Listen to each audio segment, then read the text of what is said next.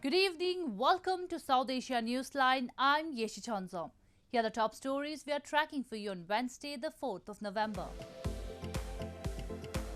Third wave of COVID-19 cases in Indian capital, says Chief Minister Arvind Kejriwal. Pakistan views Sindh Balochistan as threat to its identity, says former diplomat Haqqani. And India, US, Japan and Australia kickstart maritime exercise amid China tension.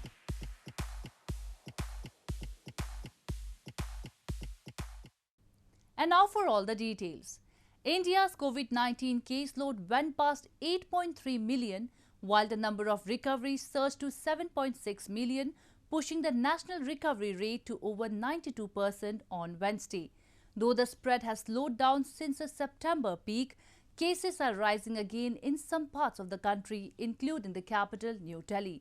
Delhi Chief Minister Arvind Kejriwal on Wednesday said that the recent surge in coronavirus cases in the national capital can be called the third wave. India recorded 46,253 new coronavirus infections in the last 24 hours on Wednesday, with cases rising again in some parts, including the capital, New Delhi. With 8.3 million confirmed coronavirus cases, India is the world's second most affected country, behind only the United States. But the spread has slowed down since the September peak, and the country has reported less than 50,000 infections daily for 10 straight days. Still, infections are rising in some parts of the country, even as active cases decline nationwide. Delhi Chief Minister Arvind Kejriwal on Wednesday said that the recent surge in coronavirus cases in the national capital can be called the third wave. पिछले कुछ दिनों में corona के cases में उछाल आया है। मैं समझता हूं कि ये थर्ड वेव इसको हम कह सकते हैं, बिकॉज सितंबर एंड और अक्टूबर के बिगिनिंग में नीचे आने चालू हो गए थे, 3,000 के भी नीचे पहुंच गए थे केसेस। हम लगातार स्थिति के ऊपर नजर रखे हुए हैं। मैं केवल ये कहना चाहता हूं कि घबराने की जरूरत नहीं है, हम लगातार स्थिति पे नजर रखे हुए हैं। The government has warned that cases could surge during the ongoing festival season, which runs until mid-November, asking people to wear masks and maintain social distancing. The start of the festival season in India has been marked by crowds apparently ignoring the dangers of coronavirus. The air quality index in Indian capital New Delhi remained in the poor category on Wednesday, while a thick layer of toxic foam enveloped the Yamuna River following discharge of industrial effluents. Residents expressed worries as Yamuna is one of the main sources of water for the city and had earlier seen dip in pollution level during the coronavirus lockdown. Residents of New Delhi on Wednesday said they were worried as the pollution level in the Yamuna River, one of the main sources of water in the Indian capital, has been resurging after going through a dip during the coronavirus lockdown. A thick layer of toxic foam enveloped Yamuna following discharge of industrial pollutants, including detergents, into the river, while the air quality index in the city stood at 296 in poor category on Wednesday. Residents complained of breathing difficulties, while a thick blanket of smog drastically reduced visibility on roads amid persisting conditions of air pollution. बीच में lockdown के time में तो कुछ हद तक पूरा आसमान हर चीज़ जमुना पूरी साफ थी, लेकिन अभी कुछ चंद महीनों को मतलब लॉकडाउन खुलते ही हल्का फुल्का बहुत बुरा हाल है। पूरा जमुना जी पूरी गंदगी से घिरी पड़ी है, पॉल्यूशन बहुत ज़्यादा है, सांस लेने में दिक्कत हो रही है।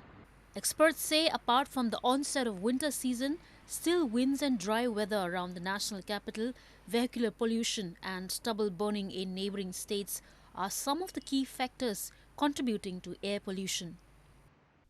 In news from Pakistan, as second wave of coronavirus grips Pakistan, Prime Minister Imran Khan has said that his country cannot afford to go into lockdown again and urged everyone to strictly follow the preventive measures. Pakistan on Tuesday recorded 4.94% COVID-19 positivity rate, highest in 3 months. It has so far recorded over 330,000 coronavirus cases. Pakistan's NCC National Coordination Committee has ruled out imposing a complete lockdown in the country to stem the virus spread, despite a continued spike in the number of new COVID-19 cases. The decision was taken during a meeting of the NCC on Tuesday presided by Prime Minister Imran Khan. Imran Khan on Tuesday said the country could not afford another national lockdown and urged the masses to strictly follow the preventive measures against the novel coronavirus. Pakistan has so far recorded 337,573 coronavirus cases and close to 7,000 deaths. Sindh province has the highest number of cases. Meanwhile, authorities have made wearing of mask mandatory at public places, announcing that a fine and punishment of imprisonment could be slapped on the violators. It had directed the provinces to ensure compliance with mask-wearing SOPs. Moving on, former Pakistani ambassador Husain Haqqani has said that Pakistan does not want to acknowledge Sindh and Balochistan as it views those who want to maintain their identity as a threat to the nation. Speaking during a virtual conference on Sindh, he highlighted enforced disappearances being used as a tactic to muzzle dissent in both Sindh and Balochistan. Former Pakistani ambassador to the US Husain Haqqani has said that Pakistan does not want to acknowledge Sindh and Balochistan as it views those who want to maintain their identity as a threat to the nation. Haqqani said what is going on in Pakistan is an attempt to eradicate identity while speaking about gross human rights violations against the Baloch people and the Sindhis during the 32nd International Conference on Sindh this past weekend. The state of Pakistan is an authoritarian state and it's a national security state. It is based on an ideology. In my book, Pakistan Between Mosque and Military, I describe quite clearly what that ideology is. And the problem with the ideological construct of the state is that anybody who has a question about it, anybody who does not toe the line about it, somehow is seen as threatening the state. Activists have long blamed Pakistani army and intelligence agencies for enforced disappearances and extrajudicial killings of political activists and innocent people in Sindh and Balochistan to silence critics and instill fear. Human rights defenders say Pakistani forces operate with impunity in these regions and any attempts to highlight the situation is muzzled. Moving on to news from Afghanistan. The death toll from the Kabul University attack rose to at least 35 on Tuesday as students protested over rising violence and the country marked a day of mourning. Although militant group Islamic State claimed responsibility, but some Afghan government officials have accused Taliban of involvement.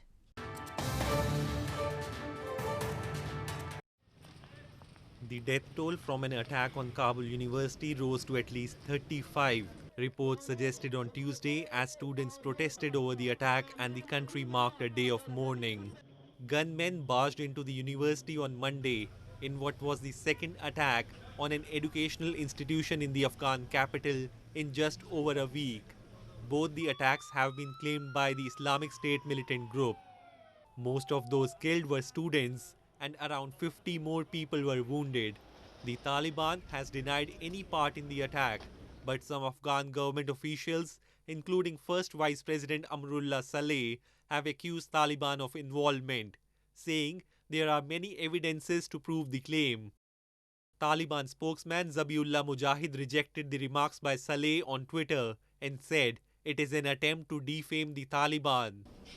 Violence has continued to plague Afghanistan despite efforts by the Afghan government and the Taliban negotiators to try to broker a peace deal in Doha as the United States withdraws troops from the country. Moving on to news from Sri Lanka. Sri Lankan Navy, Coast Guard and villagers sprang into action on Monday to save a port of whales beached on Panadura area and send them back into deep seas. Though they worked throughout the night to refloat beached whales, but not always saved and carcasses of some lay scattered on the beach on Tuesday. Villagers and the Sri Lankan Navy worked throughout the night to refloat beached whales but not all were saved and carcasses of some lay scattered on the beach on Tuesday. Villagers defied a coronavirus curfew to join the Navy and Coast Guard, wading into the breaking surf to push the small whales back into the water at the Panadura beach south of the capital city Colombo. More than 100 whales had been rescued after becoming stranded on the beach. The Navy said 4 of the whales died during the overnight rescue operation. හවස මෙතන මේ වෙල් තීරයේ සත්තු 60 දෙනෙක් විතර ගොඩට ඇවිල්ලා තිබුණා. ඒකෙන් ගොඩක් කට්ටිය බේර ගන්න පුළුවන් වුණා. මේ අවට ඉන්න කට්ටියත් එක්ක එකව් වෙලා ඒ සත්තු ටික බේර ගන්න පුළුවන් වුණා. හැබැයි සමහර සත්තු ඊයේ රෑ තිස්සේ මේ ගොඩක් වෙහෙසලා මහන්සි වෙලා ඒගොල්ලන්ට ඇත්තටම මුහුදට ගන්න බැරි වුණා. දියම් පැත්තට යන්න බැරි වෙලා මෙහෙම තමයි මේ ගොඩ වෙලා මැල්ල තියෙන්නේ. The phenomenon of whales getting stranded in shallow water remains largely a mystery to scientists. In September, several hundred whales died in shallows of the coast of Australia in its biggest stranding on record and one of the largest in the world. India, the United States, Japan and Australia began their largest joint naval exercise in over a decade on Tuesday, seen as part of efforts to balance China's vast military and economic power in the region. The annual Malabar War Games that India holds with the United States and Japan have been expanded to include Australia this year to cover all members of the Quad Quadrilateral Security Dialogue. 5 ships of the Indian Navy, including a submarine, were deployed in the exercise along with US Navy's John S. McCain missile destroyer, Australia's Ballarat frigate and Japanese destroyer, the Indian Ministry of Defence said. There will be no contact between the military personnel of the 4 nations because of COVID-19 restrictions during the first phase of the drills running till November 6. The exercises come at a time when the host India is locked in a military standoff on land border with China. A medical student from India's Jammu and Kashmir, Saadath Mohi-ud-din Bhat, has become an inspiration for many for spreading awareness on social issues through digital platforms. He has now started a podcast to promote Kashmir's diverse languages and rich Sufi poetry after witnessing growing disinterest among the youth towards the local culture. Saadath Mohi-ud-din Bhat, a medical student from Anantnag district of India's Jammu and Kashmir, is an inspiration for many. Apart from creating videos on social issues, acting, dancing and much more since 2015, Bhat has now started a podcast titled Aao Unhe Yaad Kare to promote Kashmir's diverse languages and rich Sufi poetry and culture. He said he witnessed growing disinterest towards the Kashmiri language among the youth, which made him to take this initiative, and he has been getting a wide response from across the region. इसका एक motive है जो कश्मीर की youth है, मतलब mostly teenagers जिनको कश्मीरी बोलने में इन्फीरियरिटी कम्प्लेक्स होती है, मतलब वो कहते हैं कि क्या कश्मीरी में बात करें, तो उनके लिए ये है ताकि उनको कश्मीरी लैंग्वेज और कश्मीरी सूफियत, कश्मीरी सूफिज़म, कश्मीरी सूफी लिटरेचर की तरफ उनको रागिब किया जाए. A paradise for nature lovers, Kashmir has 5,000-year-old rich art and culture which churned out numerous Sufi poets, authors and musicians. Bhat said he is also writing a poetry book aiming to preserve the rich language and Sufi culture and draw the attention of people, especially youth, towards it. Well, that's all we have for you from South Asia this evening. Now our viewers can watch the show on SouthAsiaNewsline.com. You can also visit us on Facebook.com/AsAsiaNewsline and follow us on Twitter @AsAsiaNewsline. That's all in tonight's edition. We will see you same time tomorrow. Good night.